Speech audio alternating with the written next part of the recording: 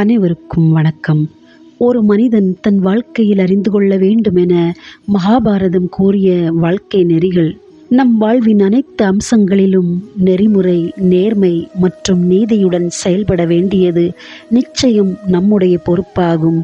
உண்மையையும் நீதியையும் அடைவது கடினமாக தோன்றினாலும் அவற்றை கைவிடக்கூடாது.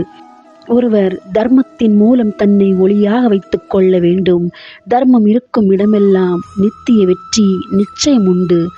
தானம் கொடுப்பதாக கூறிவிட்டு பிறகு இல்லை என்று சொல்பவன், தர்ம வழியில் செயல்கள், முன்னோர்களுக்கான சடங்குகள் இவற்றில் போய் கூறுபவன், செல்வம் இருந்தும் பிறருக்கு கொடுக்காதவன் ஆகியோர் நிச்சயம் அழிவற்ற நரகத்தை சென்றடைவர். அதுபோல நன்றி கெட்டவர்களுக்கும் நித்திய நரகத்தில் தனி இடம் நிச்சயம் உண்டு. எவன் ஒருவன் கடன் இல்லாதவனாகவும் பிழைப்பிற்காக ஊர் விட்டு ஊர் செல்ல வேண்டிய நிலையில் இல்லாதவனாகவும் தனக்கு வேண்டிய சிறிதளவு உணவாகிலும் வீட்டிலே கிடைக்கப் பெறுகிறவனாகவும் இருக்கிறானோ அவனே மிகுந்த சந்தோஷமுடையவன். ஒரு மனிதன் ஒருபோதும் பேராசை அல்லது பயத்தால் செயல்படக்கூடாது. எந்த ஒரு செயலையும் ஆலோசித்த பிறகே செய்ய வேண்டும். அவ்வாறு செய்பவன் நிச்சயம் வெற்றியை அடைவான். ஆசையற்று அமைதியான மனமும் தெளிவான அறிவும் கொண்டு எல்லா பொருட்களையும் சமமாக பார்க்கும் மனிதன் எவனோ அவனே மிகுந்த செல்வம் நிறைந்தவன். ஞானமுள்ளவன் தன்னிடம் இல்லாதவற்றை நினைத்து வருந்தாமல் தன்னிடம் உள்ளவற்றை நினைத்து மகிழ்ச்சி அடைவான். பலவீனமானவர்களால் என்றுமே மகிழ்ச்சி அடைய முடியாது. வலிமை உள்ளவர்களால் மட்டுமே அடைய முடியும். நெருப்பு, கடன்கள் மற்றும் எதிரிகளை விரைவாகவும் முழுமையாகவும் சமாளிக்க வேண்டும்.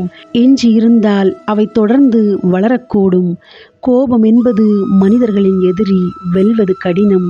பேராசை என்பது முடிவற்ற ஆசை. எல்லா உயிர்களின் நலனையும் நாடுபவனே நல்லவன். இரக்கமும் கருணையும் இல்லாதவன் கெட்டவன். எந்த மனிதனும் கலப்பில்லாத மகிழ்ச்சியை அனுபவிப்பதில்லை. இன்பம் வரும்போது அதை அனுபவிக்க வேண்டும். துன்பம் வரும்போது அதை தாங்க வேண்டும். உயர்ந்த ஞானத்தை உடையவரின் வாழ்க்கையில் அதன் ஏற்ற தாழ்வுகள் இருப்பதை அறிந்து மகிழ்ச்சியோ துயரமோ நிறைந்திருக்காது. ஒரு மனிதனின் உண்மையான அமைதி என்பது வெளிப்புற சூழ்நிலைகளை சார்ந்தது அல்ல. ஆசைகள், இணைப்புகள் போன்ற நமது உள் மோதல்களின் வெற்றியிலிருந்தே எழுகிறது. பிறருடைய அவமதிப்பு மற்றும் விமர்சனங்களுக்கு அவர்கள் மீது வெறுப்புணர்வை கொண்டிருக்காமல் கருணையுடன் பதிலளிக்க வேண்டும்.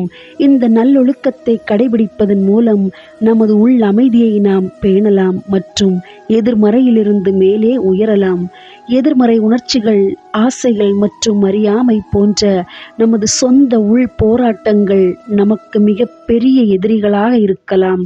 தியானம் மற்றும் உலக பற்றுகளிலிருந்து விலகுதல் போன்ற அர்ப்பணிப்பு பயிற்சியின் மூலம் நாம் படிப்படியாக மனதில் தேர்ச்சி பெறலாம் மற்றும் உள் அமைதியையும் நிலையாக பெறலாம்.